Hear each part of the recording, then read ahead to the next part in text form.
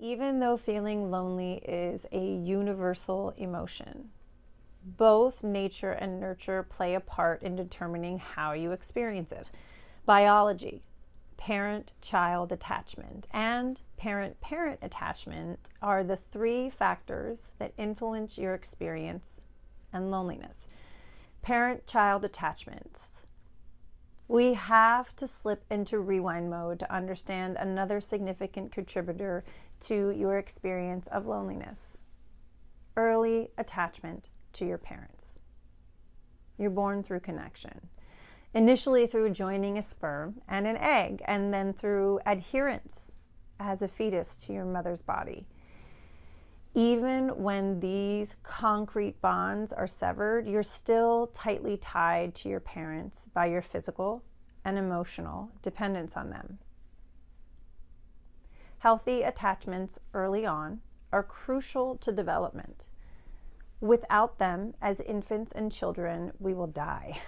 Without them as adults, we may suffer overwhelming chronic or pervasive loneliness. Let's look at how healthy attachments are formed.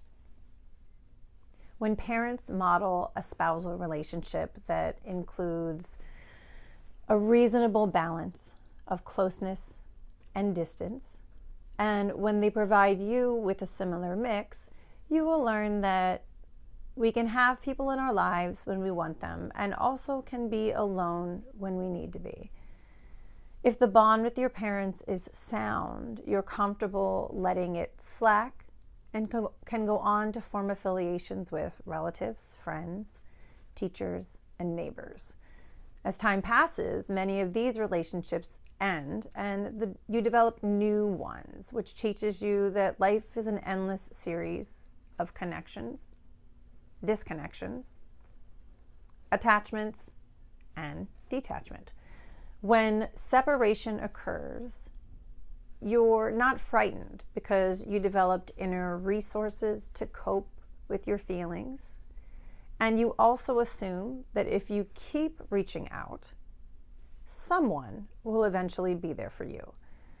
In adulthood, you will feel lonely occasionally, but it won't cause excessive distress.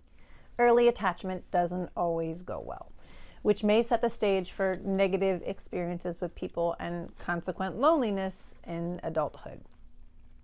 Sometimes your primary caregiver, mostly your mother, cannot give you what you need in infancy and childhood, and healthy bonding with her is difficult and sometimes impossible.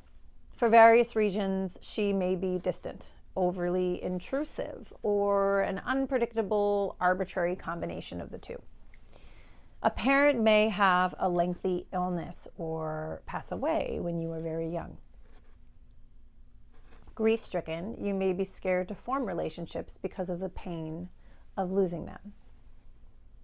Unable to satisfactorily attach and later separate and appropriately, you may become clingy and or withdrawn when your needs are not met.